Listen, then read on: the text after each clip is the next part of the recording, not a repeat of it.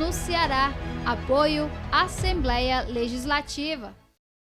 Eu sou Marcelo Barbosa Nunes, sou piauiense, natural de Teresina, capital do estado do Piauí. Tenho 33 anos de idade. Iniciei a minha jornada na faculdade Uninova FAP, onde eu realizei a graduação em medicina. Na época, era um grande sonho dos meus pais de ter um filho médico. Sou eu e outro irmão, o Raniel, que é juiz. E meu pai identificou em mim alguns sinais que levavam ao afinco de ser médico, de ter a arte da medicina dentro de mim, isso ainda quando criança e adolescente. Eu nunca me furtei a prestar socorros em qualquer situação, mesmo na época em que eu não tinha menor formação para tal. E iniciei então aí minha jornada, após os 6 anos de graduação em medicina. E durante a graduação a gente muda muito e repensa sempre em qual especialidade, qual subespecialidade, qual caminho vai seguir dentro da vasta gama de opções que a graduação possibilita. E eu tinha sempre um desejo grande de ser cardiologista.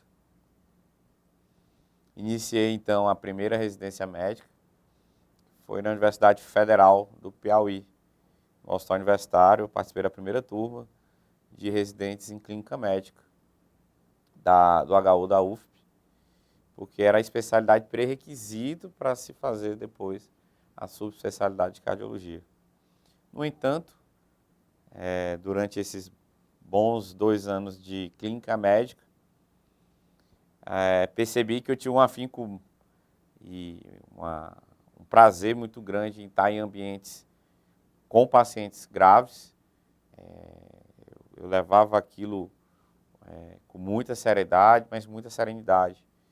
E o reverter da gravidade daqueles pacientes, conquistar aquela alta em um momento tão difícil, me fazia bem. E comecei a perceber que talvez o meu caminho fosse um pouco mais para o cuidado ao paciente grave, e buscar realmente fazer mais por esses pacientes. Principalmente na época em que ainda não pensava que ia seguir toda essa trajetória ao qual chegamos, eu morava num estado como o Piauí, que ainda carece de desenvolver muito a terapia intensiva. Então, decidi fazer a residência médica em medicina intensiva e ser especialista em UTIs adulto. Pois bem, após concluir a primeira residência, eu me mudei para São Paulo e iniciei a residência médica na Universidade Federal de São Paulo, no Hospital São Paulo. Foram mais 2 anos em treinamento de medicina intensiva para me tornar especialista nessa área. E no ano subsequente também prestei a prova de especialista em terapia intensiva da Associação de Medicina Intensiva do Brasil, porque são as 2 linhas ao qual o profissional médico pode se apresentar à sociedade como especialista em medicina intensiva. Ou ele fez a residência médica reconhecida pelo MEC, ou ele fez a prova de título reconhecida pela Sociedade Médica Específica, que no caso seria a AMIB. No meu caso, eu fiz os 2, a residência e prestei a prova de título. E a partir daí, ano já de 2018, já como especialista, iniciei minhas atuações nas unidades de terapia intensiva e retornei ao estado do Piauí, com essa intenção de levar o conhecimento e contribuir com a medicina do Piauí, que é o meu estado natural. Sempre foi um grande desejo meu isso, ajudar o meu estado nesse aspecto. E quando retornamos ao Piauí,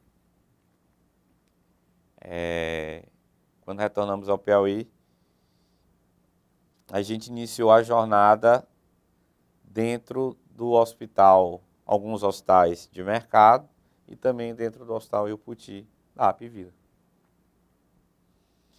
E dentro do Hospital Rio Puti eu comecei como coordenador da emergência. Eu não entrei na linha da terapia intensiva, mas entrei na linha do cuidado ao paciente grave, na coordenação da emergência.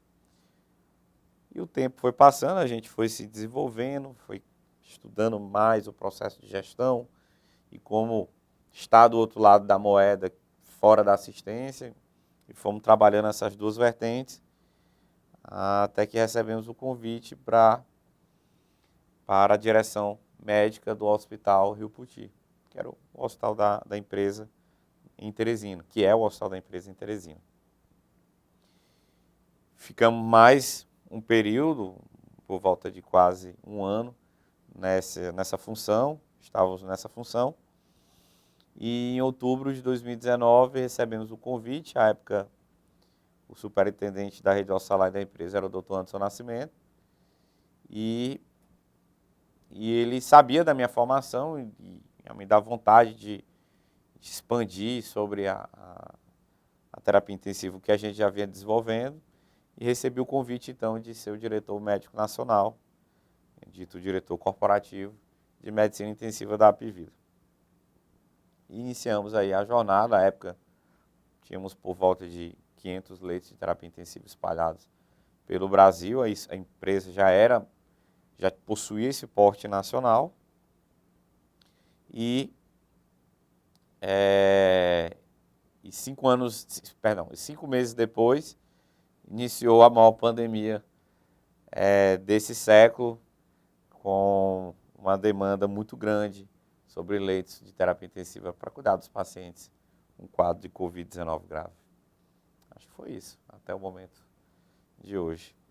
Ainda quando, no ensino médio, e antes, inclusive, de começar a graduação em medicina, ainda muito jovem, eu já tinha presenciado algumas circunstâncias de emergência, acidentes de estrada, pacientes com crises convulsivas, emergências neurológicas, pacientes sob parada cardiorrespiratória. Isso no meio da sociedade mesmo, nos ambientes comuns. E não tinha, obviamente, formação naquilo, mas eu não me furtava em tentar ajudar de alguma forma. Mesmo sem a formação técnica, eu buscava ajuda, tentava buscar o socorro, procurar alguém que pudesse ajudar, acionava os atendimentos médicos de urgência. E isso começou aí. Aos olhos do meu pai, parecia um jovem que tinha afinco para aquilo ali. Realmente não tinha medo, né? Não tinha aquele medo, não tinha ressalva em buscar ajuda e ajudar o próximo numa situação de emergência de saúde. Durante a graduação, eu tive 2 grandes mestres que me envolveram na área da medicina intensiva. Na época era a doutora Patrícia Mello e o doutor Marcelo Martins, que são intensivistas piauienses, e também muita proximidade com eles, e fui desenvolvendo, ganhando o gosto por aquilo, né? Os casos que eles apresentavam, os casos que a gente acompanhava. Na residência médica isso se seguiu, e dentro do ambiente da terapia intensiva do próprio hospital universitário, onde eu fazia clínica médica, comecei a ter o contato mais próximo com esses casos. Na época, o hospital estava no início, mas a gente já tinha casos bem graves, pós-operatório de cirurgias cardíacas, pós-operatórios neurológicos, pacientes com quadro de sepse, enfim, as principais patologias que envolvem uma UTI adulto. Também passei a ter contato na residência de clínica médica. E eu comecei a perceber que existiam condições clínicas em que o intensivista fazia grande diferença, principalmente nos quadros sépticos, nas alterações de choque hemodinâmica e nos pós-operatórios de cirurgias de alta complexidade, o desfecho era completamente proporcional à atuação do médico intensivista. E terminei desenvolvendo o interesse pela área. Iniciei a residência e na residência eu me apaixonei de vez. Porque realmente a gente, no âmbito da residência, a gente tem contato com todas as possibilidades possíveis, desde as emergências, as situações críticas corriqueiras no UTI adulto geral, doentes sépticos, doentes com infartos coronarianos, até terapia intensiva obstétrica, terapia intensiva em grandes queimados, enfim, não para as possibilidades. E aí terminei me apaixonando de vez pela área assistencial do paciente grave e segui essa linha até hoje. A cardiologia ela tem uma área ambulatorial, uma área mais envolvida a parte eletiva e acompanhamento clínico em consultório, também a parte de propedêutica médica, mas também envolve muito a parte de paciente grave, né? Mas não em todo o contexto da terapia intensiva. Existe um contexto dentro da terapia intensiva que são os pacientes com urgências cardiológicas, mas eu me apaixonei por todas. Então a residência em UTI é que abre esse leque para o profissional médico, né? De se envolver com todas as urgências de todas as especialidades. E assim eu fiz. Quando iniciou-se o mês de março, em que já se havia o anúncio da pandemia ocorrendo em países da China e da região de Lombardia, na Itália, a medicina intensiva começou a buscar formas de se preparar para o que poderia vir. No entanto, o inimigo ainda era desconhecido. A gente tinha situações em anos anteriores da epidemia do H1N1, que levou ao aumento de demanda na terapia intensiva, mas não tanto quanto a gente viu no Covid. Só que a gente tinha que usar as experiências que tinha assim, nas mãos para poder tentar se preparar ao desafio. E quais seriam os principais desafios? Primeiro, entender a doença, né? Que tipo de vírus, qual é o potencial desse vírus, o que é que ele pode gerar fisiopatologicamente falando e como é que nós vamos atuar.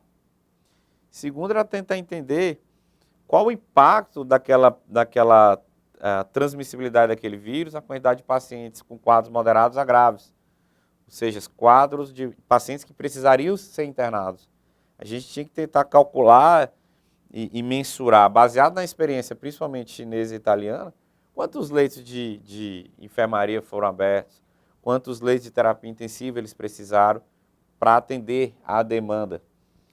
Então a gente também teve que trabalhar com números para fazer um planejamento estratégico, porque daí vem todo o que vem por trás, a quantidade de recursos humanos, profissionais de saúde necessários, quantidade de equipamentos, ventiladores, monitores, enfim, bombas de infusão, quantidade de insumos, de medicações, expansão de leitos. Então, tudo isso a gente ainda, então, tinha como obscuro, mas começamos a desenvolver, com auxílio, obviamente, de profissionais da área, desenvolver essa projeção de leitos.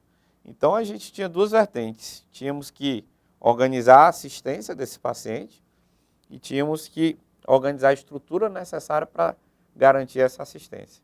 Sem dúvida nenhuma, esse foi entre aí os dois grandes desafios nessa pandemia. E depois, que realmente os casos foram aumentando, a gente foi aprendendo. E aí eu acho que foi o maior desafio.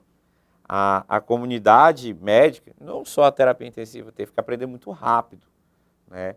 Então tudo foi muito rápido.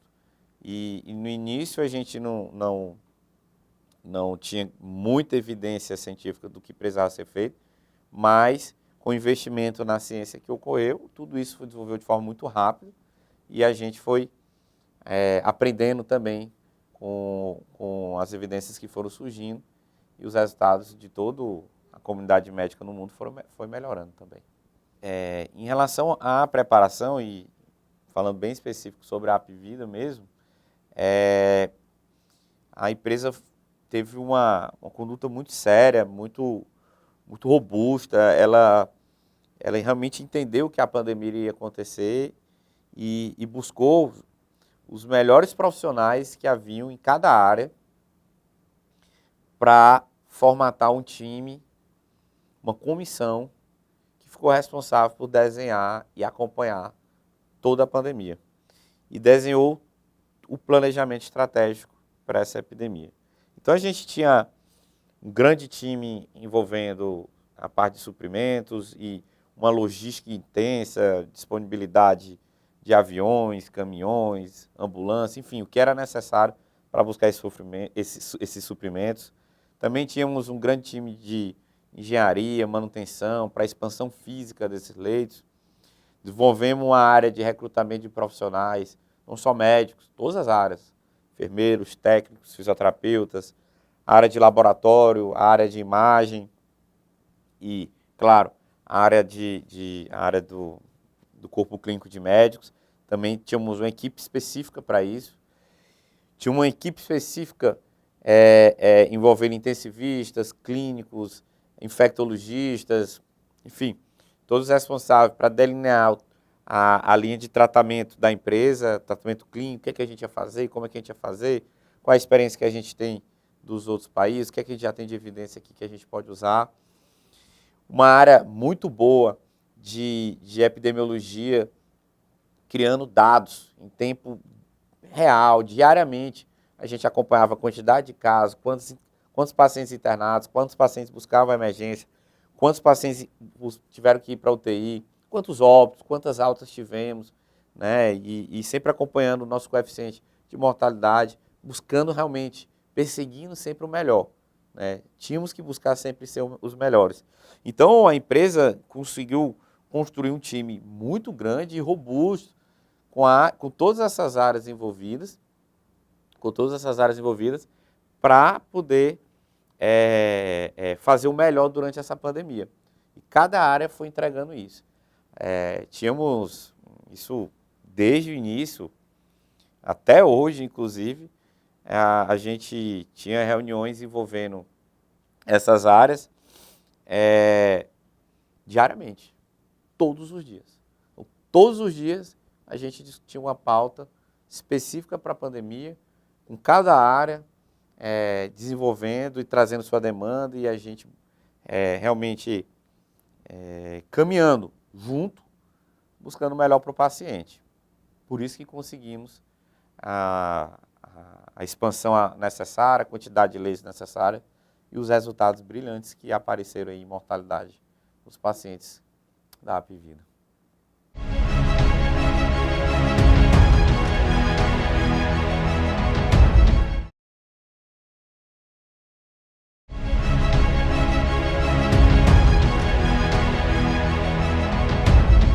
O que é que a gente viu de peculiar nesse novo coronavírus responsável por essa pandemia?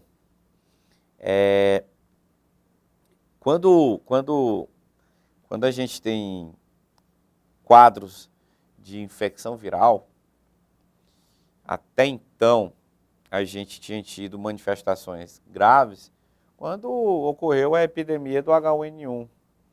Depois, muito antes, é que a gente teve outros quadros tão graves com esses tipos de vírus. Então, a gente começou a observar, toda a comunidade científica, o que vinha acontecendo em outros países que tiveram o surto antes da gente, né, o início dos quadros graves antes do Brasil, e fomos estudando os reports, tentando entender o que é que eles vinham descrevendo, trocando essa comunicação. Hoje, com a tecnologia a favor, a informação se troca muito rápido, né? E o coronavírus, então, começou a chamar a atenção, porque a transmissibilidade era muito rápida e fácil, né?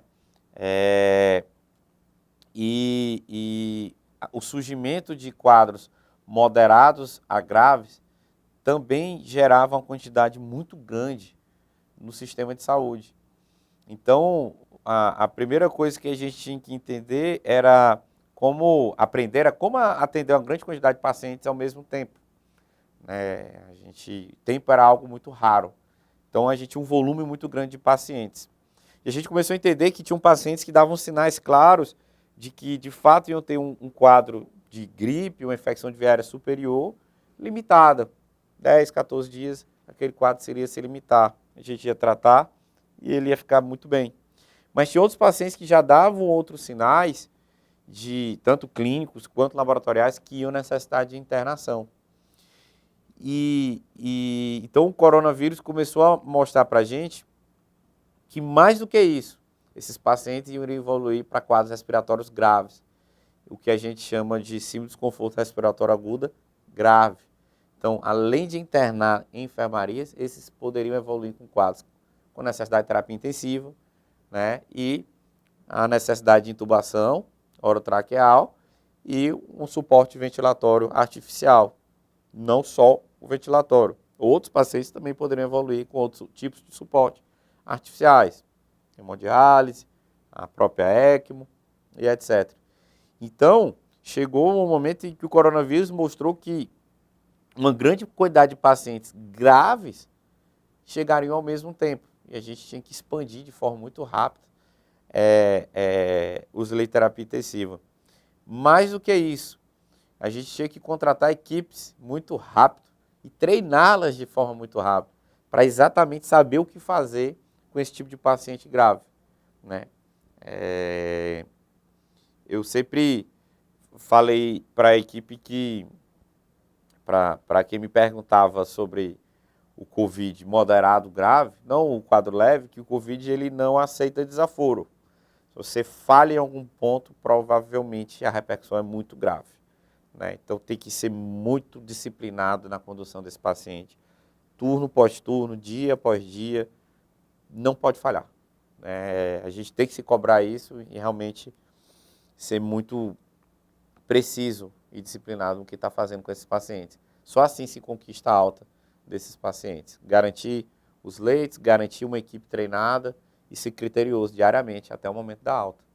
Então, o coronavírus, de forma muito peculiar, gerou uma pandemia que não aumentou apenas a busca pelos consultórios de emergência, aumentou a quantidade de leitos hospitalares como um todo, né? E mais do que isso, agora a gente entra numa etapa de que o coronavírus gera uma nova dita comorbidade, um novo tipo de paciente crônico, um paciente que sobreviveu ao quadro grave do coronavírus, né? Então, a gente teve muito a aprender com o que se passaram nesses últimos 15 meses e ainda não terminamos de aprender, muito vem pela frente. Como é que a gente, então, trabalhou a forma de atender esses pacientes? Como a empresa nacional, a quantidade de pacientes é muito grande. E a logística por trás disso teria que ser proporcional à quantidade de pacientes, de dimensões continentais, na verdade. Então, como a maior parte dos pacientes se apresenta com quadros leves, a gente aproveitou e nesse momento desenvolvemos uma grande ferramenta que o mundo já usava, mas nós no Brasil ainda não tínhamos avançado nisso, que era a telemedicina. Então, a Apivida investiu muito forte nisso. Por quê? Porque a imensa maioria desses pacientes, com a consulta de telemedicina, e a gente teve aí, ao longo dessa pandemia, mais de 800 mil atendimentos. Então, esse primeiro atendimento via telemedicina era rápido e eficiente, porque o médico já fazia as orientações, prescrevia o que fosse necessário de orientações e medicações para esse paciente e orientava sobre quando buscar o atendimento médico presencialmente na unidade hospitalar ou de pronto atendimento. Então, primeiro investimos em telemedicina, porque uma massa de pacientes já se conseguia resolver de forma muito segura com o atendimento à distância, remoto, de forma remota. Então, selecionamos uma equipe experiente em atendimento de urgência e emergência, treinamos para o uso da tecnologia, né, e avançamos nessa etapa. Então, acho que isso aí foi fundamental para o início dos atendimentos. Segundo, existiria uma quantidade de pacientes que iam buscar o atendimento presencial, que era necessário. Então a gente começou a estudar diariamente o dimensionamento que era necessário de consultórios e de leitos de observação e emergência para isso. Então isso era atualizado todos os dias. Então a equipe sempre estava pronta para um pior cenário. Então a gente sempre tinha uma quantidade extra de consultórios que ficavam ali prontos. Se precisava, a gente colocava a equipe para sempre ter o atendimento no tempo adequado. Lembrando que a empresa tem uma doutrina de todo usuário, todo paciente ser atendido em 15 minutos. Né? Então isso é uma doutrina da Hapvida no país inteiro. E isso a gente segue de forma muito rigorosa. Então a gente tinha que garantir isso. Nosso paciente chegou, 15 minutos ele tem que ser atendido. Então preparamos a estrutura de frente, as linhas de frente, os consultórios, os leitos de emergência. Muito bem. Só que aí começou a surgir uma demanda que envolvia toda a rede hospitalar. A gente precisava de mais médicos, mais profissionais de enfermagem, mais fisioterapeutas, mais técnicos. E então a empresa começou a desenvolver toda uma logística usando a malha aérea do país para deslocar esses profissionais. Então nós levamos profissionais do Ceará para o Amazonas, do Amazonas depois para São Paulo, de São Paulo para o Goiás, enfim, Pernambuco, enfim, usamos toda a estrutura e a logística que tinha na época para deslocar esses profissionais e garantir o atendimento na emergência. Depois, evoluímos também na quantidade de leitos de enfermaria.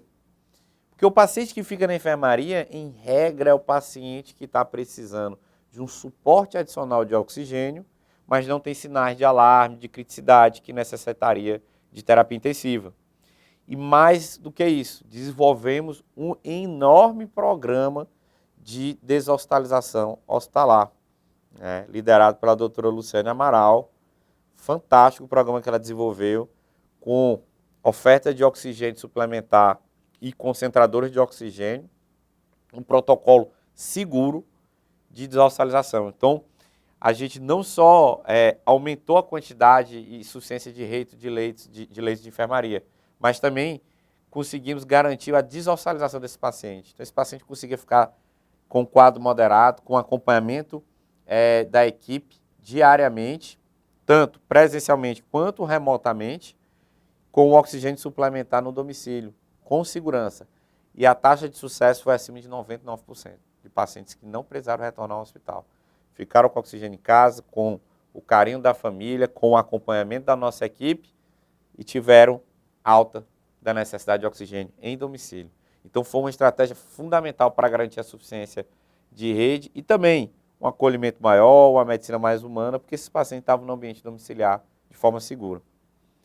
E posterior a isso, veio a demanda da terapia intensiva, que nós chegamos a ter no pico, principalmente dessa segunda onda, mais de 1.200 leitos de terapia intensiva adulto, né? E somando, obviamente, todas as unidades, uma expansão muito rápida de leitos, e tivemos que aí realmente usar toda a força de logística que a empresa possuía. Então, tivemos um avião disponibilizado para o transporte de profissionais, para o transporte de ventiladores mecânicos, de monitores, de bombas de fusão, leitos, o aparato tecnológico que era fundamental, insumos, sedativos, drogas vasoativas, enfim, tudo que era necessário para manejar esses pacientes. E a expansão de leitos ela foi muito rápida, mas muito orquestrada, para garantir que não faltariam leitos para os nossos pacientes. O paciente grave não pode ter falta de leito, porque isso é diretamente proporcional ao desfecho dele, não poderia faltar. Então a gente tinha um planejamento já de leitos abertos antes da necessidade, sempre para ir garantindo de forma orquestrada, organizada, séria e segura, que nossos pacientes iam ter o leito de UTI quando eles precisassem. E a gente fez isso durante 15 meses, ininterruptamente.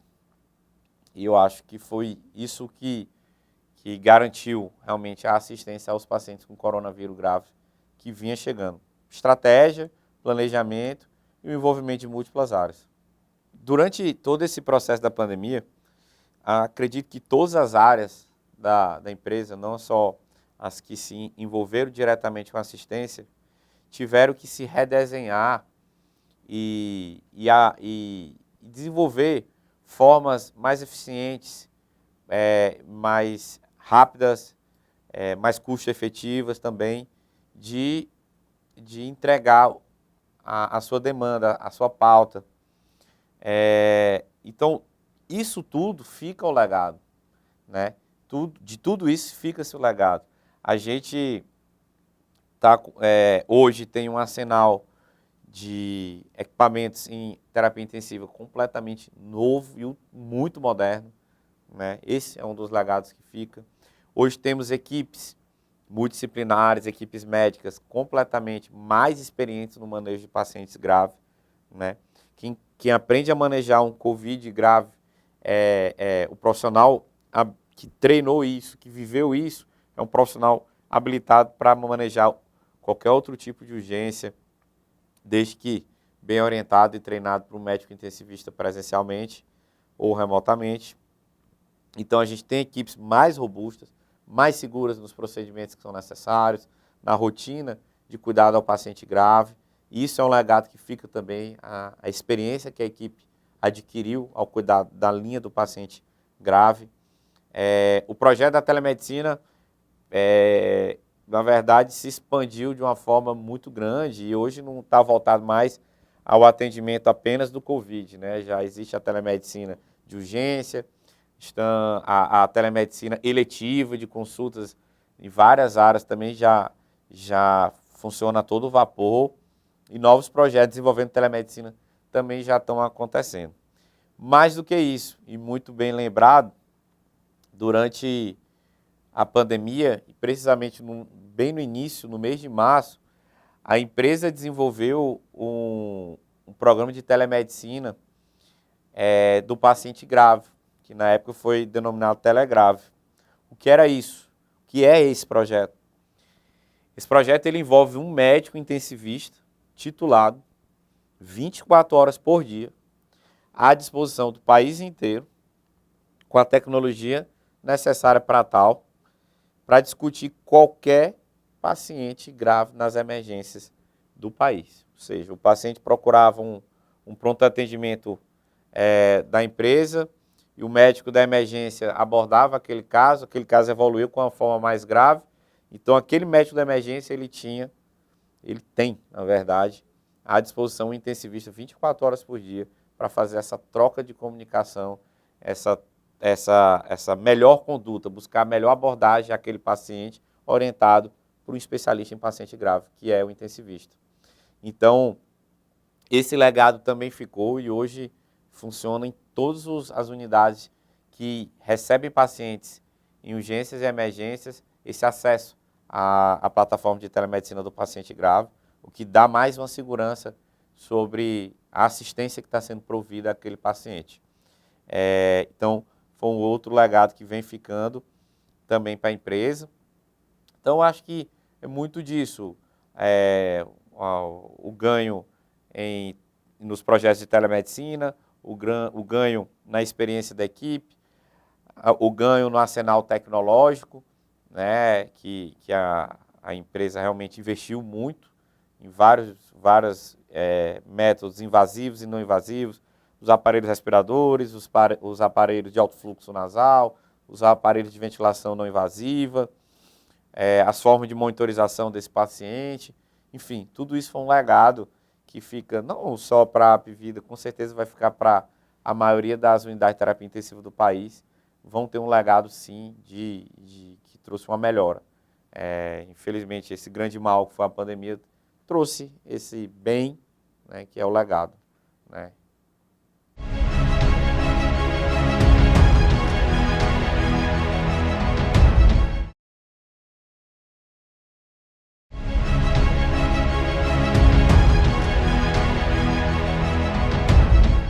Como é que a gente cuidou dos nossos profissionais? Da melhor forma possível. Da melhor forma possível. Foram heróis. Os profissionais dessa empresa foram heróis. E eu posso afirmar isso porque eu viajei todos os estados onde a empresa tem hospitais e convivi com todos os profissionais, desde o momento do início do ano passado em Manaus, como no início desse ano novamente em Manaus e depois em todos os outros estados. Então eu vi a luta de todos os profissionais. E que fique bem claro que não só os pacientes, os profissionais envolvidos na assistência direta, os profissionais de saúde, todos os profissionais envolvidos, o do suprimento, os profissionais envolvidos no transporte, da engenharia, da manutenção, da geração de dados, números, todos foram incansáveis em realmente garantir que toda a operação da empresa, todos que estavam envolvidos diretamente na assistência, tivessem a estrutura que era necessária para aquilo tudo acontecer. Então, a gente tentou proteger todo mundo. Claro que os que estavam diretamente ligados na assistência direta, houve um trabalho muito forte envolvendo as áreas de controle de infecção hospitalar, com as medidas preventivas de proteção, fornecimento dos EPIs, os treinamentos e orientações sobre higienização adequada das mãos, a rotina de paramentação e desparamentação, os cuidados que deveriam ser tomados durante os procedimentos em que se manipulava a via aérea de paciente, ou o cuidado geral dele, tudo isso para evitar a contaminação dos nossos profissionais. E quando, infelizmente, isso acontecia, a empresa também não se furtava e toda a assistência era provida para eles, todo cuidado. E eu, pessoalmente, me envolvi com vários casos, quando acontecia de profissionais nossos, em que a gente se envolveu diretamente de tudo para buscar a alta dele e retomá-lo à saúde desses heróis, que foram os profissionais da Apvida.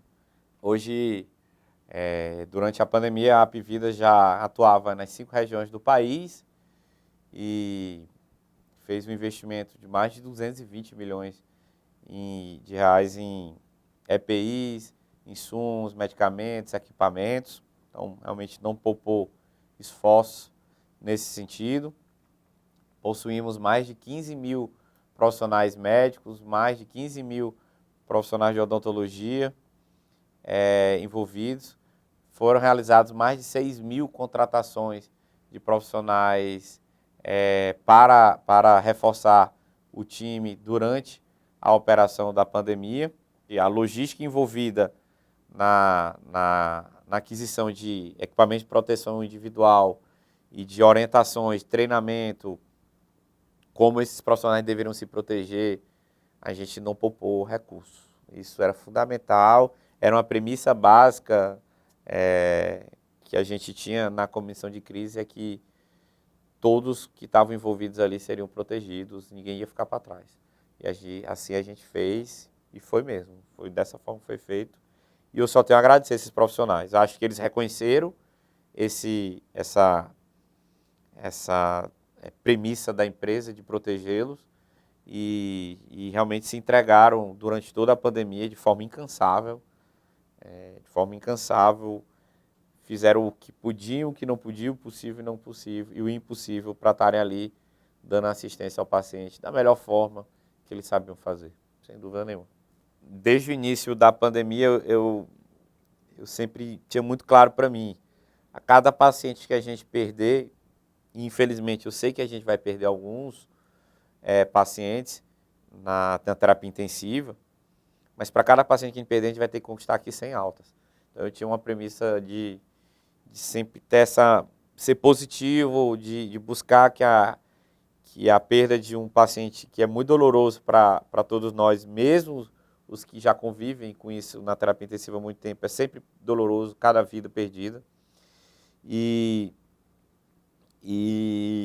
mesmo com isso, a gente tentava motivar o time, levar para frente. Existiam outros que ainda precisavam da gente para se cativar e conquistar uma alta. E quando você consegue, uma unidade de terapia intensiva, em regra, ela tem 10 leitos, então chegou um momento que a gente tinha 10 pacientes sob ventilação mecânica invasiva, entubados, sedados, graves.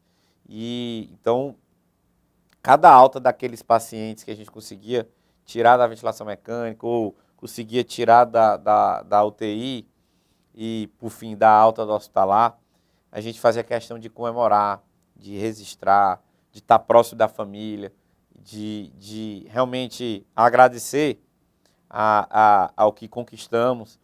A gente sabe que existe uma força maior que define tudo e o desfecho de todos. Mas o que dependesse da gente, a gente ia fazer sempre o melhor.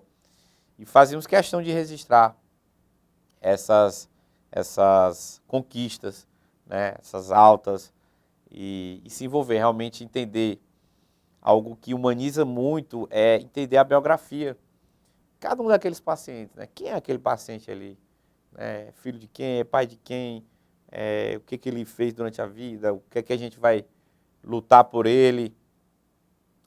Quem são os filhos que estão esperando por ele? A gente sempre tinha que tentar entender essa biografia desses pacientes e se envolver realmente direto com a família até o momento da alta.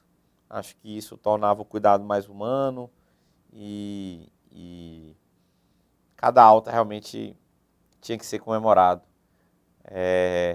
Felizmente a gente deu várias, né, várias, tanto das unidades de terapia intensiva, quanto das enfermarias do hospital, quanto as altas que a gente conquistou com os processos de deshospitalização.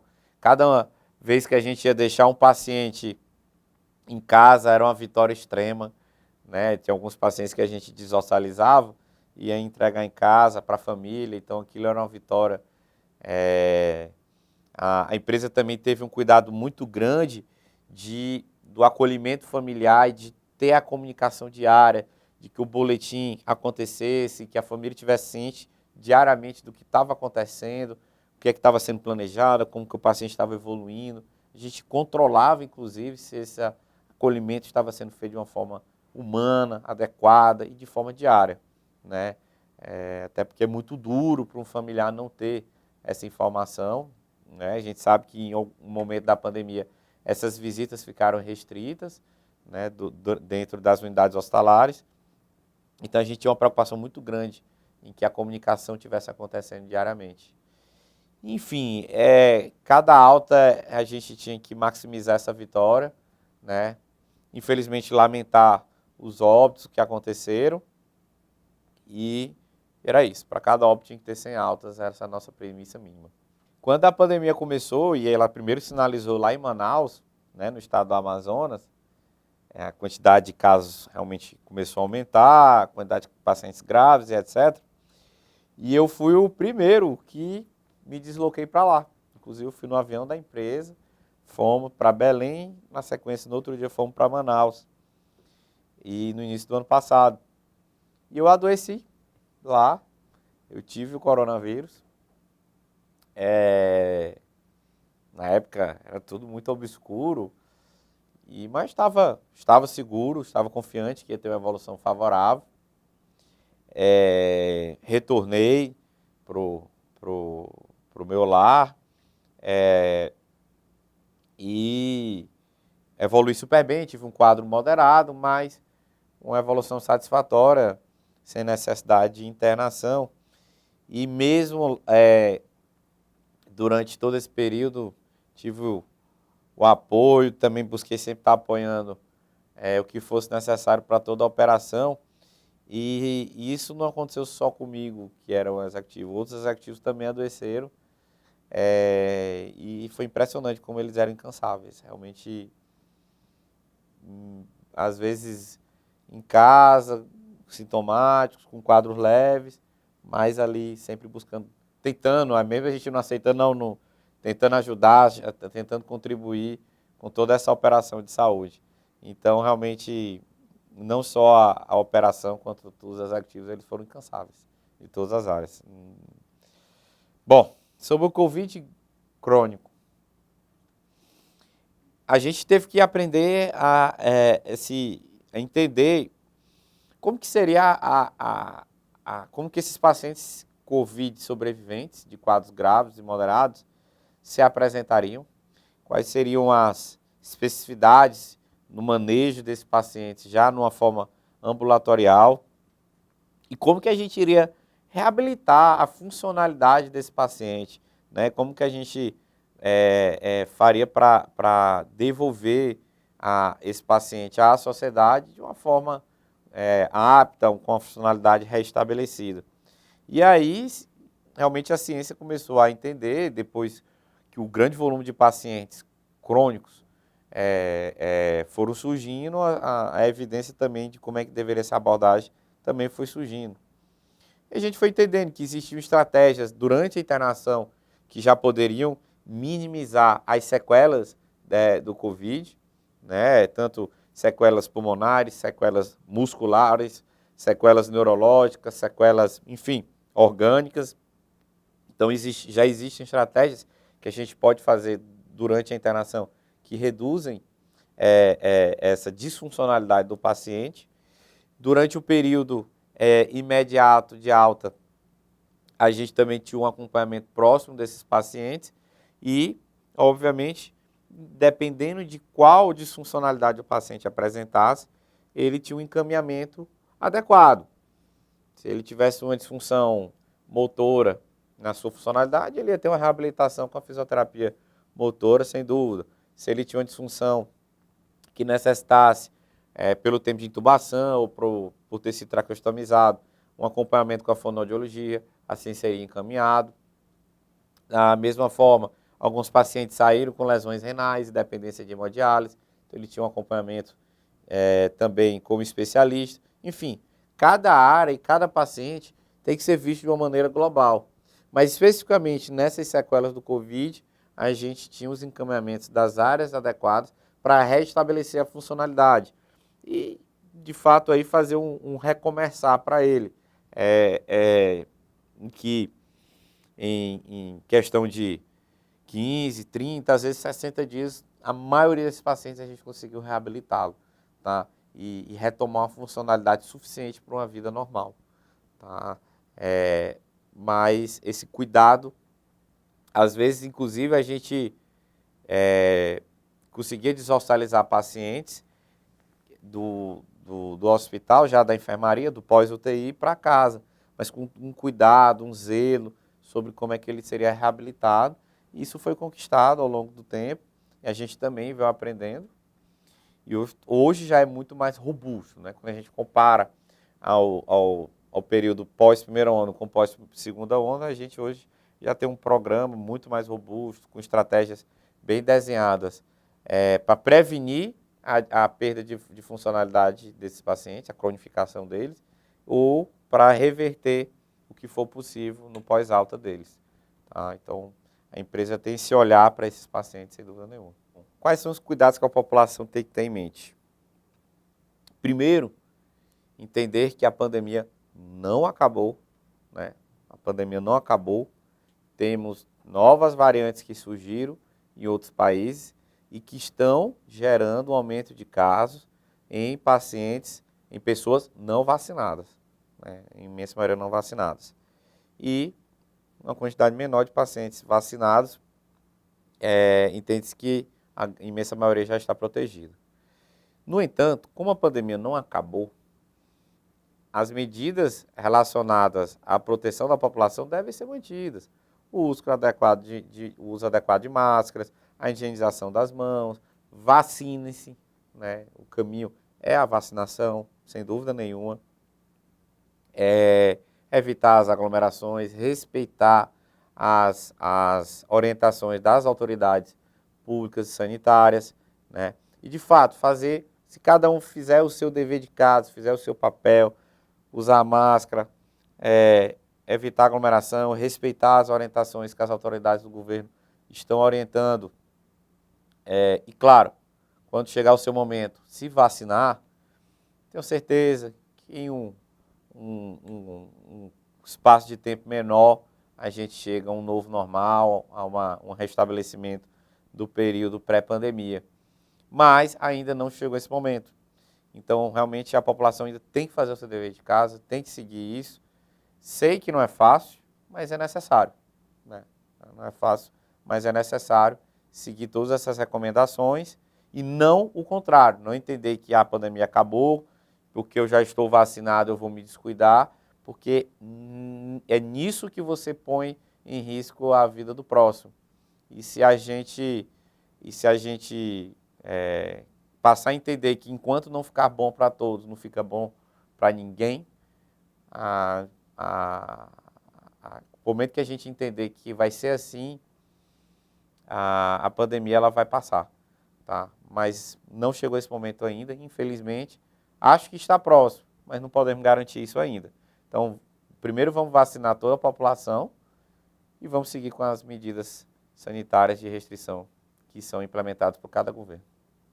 Em relação ao momento atual e o que vem pela frente, realmente a pandemia ainda não acabou. A gente tem que manter as orientações de uso de máscara, higienização de mão e medidas restritivas orientadas pelas autoridades sanitárias, né? Quando chegar o momento de cada um se vacine, sem dúvida nenhuma, é um pilar importante a vacinação. E, no entanto, apesar de ainda não ter acabado, a pandemia chega em um momento em que a gente tem um grande volume de altas acontecendo, uma redução importante nas ocupações dos leitos hospitalares, dos leitos de terapia intensiva, e uma retomada do processo de cirurgias eletivas, de tratamento de pacientes já com outras patologias que não o Covid, e um restabelecimento dessa nova normalidade que a gente tem.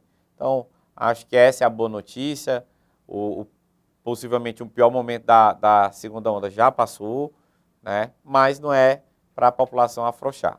No entanto, os nossos hospitais estão mais vazios, mais preparados, mais experientes e retomando toda a rotina de normalidade que existia antes da pandemia. Acho que é isso e vamos em frente.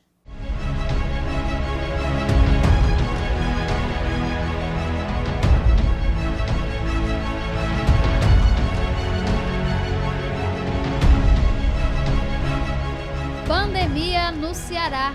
Apoio Assembleia Legislativa.